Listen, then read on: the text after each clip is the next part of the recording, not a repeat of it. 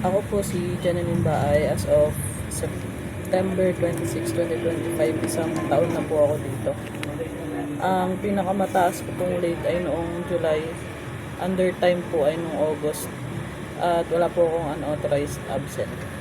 Ang highest sales ko po ay noong July po with transaction count of 66. Last month, bulk order ko ay wala po. Bumaba ang EVR ko last month ng isa po. Ang EVR ko ay mostly about no signature on erasure po. Upang maiwasan ito, magche-check pa po ng mabuti at ayusin yung pag-CWO. May IR pending ako na wala po.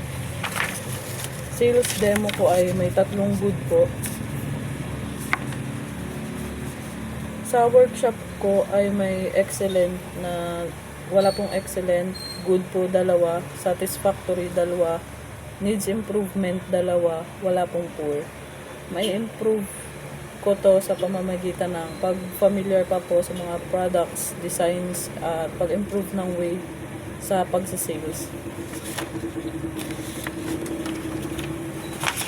Bali, ang quiz ko po ay 6. Good ako sa jacket at kids inventory topic.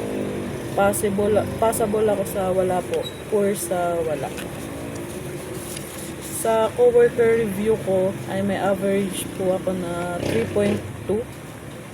Good po ay 10. Passable 0. Poor 0. Ang positive comment po sa akin ay masaya kasama, problem solver, maayos sa workspace, disiplinado, focus sa trabaho, good service provider, masipag, matyaga, mabusisi, at porsigido. Ang negative comments sa akin ay wala po.